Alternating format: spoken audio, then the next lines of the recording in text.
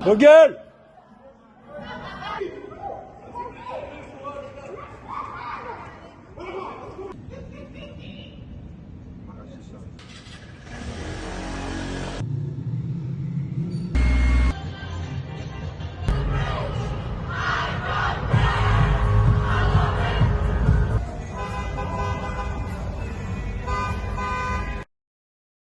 J'habite rue Bonaparte depuis 20 ans. J'ai eu le privilège de pouvoir effectivement m'établir dans la rue Bonaparte il y a à peu près 25 ans. J'habite au 6 rue Bonaparte depuis 1998.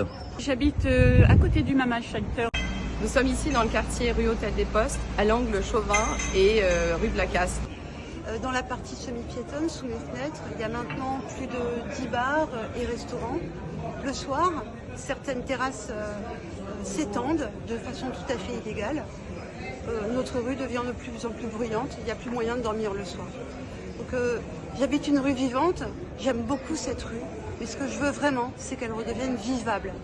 I invested here a couple of years ago and it's very challenging to find tenants or imagine living here full-time yourself. The parties going until 3 a.m. in a normal restaurant and then next they are opening up at 6 a.m. So I don't know if it's reasonable to ask anyone to live on 3 hours of sleep. Midweek, it takes a toll in your life quality. J'ai connu l'avant et l'après Bonaparte. L'avant, c'était un petit village avec son petit barbier, son petit boucher, son petit fleuriste, etc. Très sympathique, son Figaro. Et maintenant, c'est le nouveau Bonaparte avec une succession de bars. Ce qui fait que nous, les riverains, nous ne pouvons pas circuler sur les trottoirs. On n'a plus droit aux trottoirs. Par contre, on a droit aux éclats de voix des clients le soir sur tout l'espace. J'ai vu l'évolution depuis 2012 de la rue avec des nuisances sonores qui sont vraiment difficiles à supporter, même d'un point de vue de la santé. Le bruit n'est pas confiné, il est largement au-dessus de 3 dB. Nous militons pour que les commerces respectent les règles concernant le bruit, l'isolation et l'insonorisation des terrasses, le respect de la taille des terrasses et les horaires de fermeture. Depuis 1 an, nous vivons l'enfer. Des nuisances à partir de 23h jusqu'à 3h du matin. Les gens sortent, fument, boivent, ce sont des cris et nous n'arrivons pas à dormir. Mon souhait, ce serait que les autorités principales fassent le nécessaire et que tout citoyen puisse bénéficier des bonnes nuits. Depuis l'ouverture de l'hôtel Anantara, nous subissons des nuisances sonores jour et nuit. Musique sur le rooftop en pleine nuit, création d'un parking moto dans la cour sous nos fenêtres en pleine zone piétonne, occupation de cette cour par le personnel qui ne cesse de faire du bruit sous nos fenêtres, bruit de climatisation incroyable, sommeil perturbé, on ne vit plus.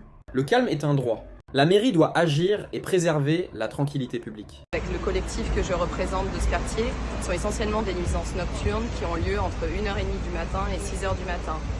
Les nuisances proviennent essentiellement d'une boîte de nuit du quartier et parmi ces nuisances, nous avons essentiellement des cris des clients de cette boîte de nuit, des rixes, des nuisances qui sont également liées en fait aux véhicules qui font des coups de klaxon. Donc les autorités sont prévenues, on a fourni dans notre cas un dossier par le biais de notre avocat à la mairie, laquelle pour l'instant nous a toujours pas répondu. Ce qu'on demande aujourd'hui, c'est à la municipalité ainsi qu'au directeur de la boîte de nuit plus de sécurité ainsi qu'une régulation du trafic. Fondatrice de l'association niçoise Terre Bleue en faveur de la protection de l'environnement, également contre les nuisances sonores, je soutiens les collectifs anti-bruit de Nice pour le respect de leur santé, de leur qualité de vie et la quiétude dans les quartiers. Nous demandons l'application de la charte de la vie nocturne, par ailleurs signée par la ville de Nice, pour concilier activité économique et touristique et le droit au sommeil pour toutes et tous.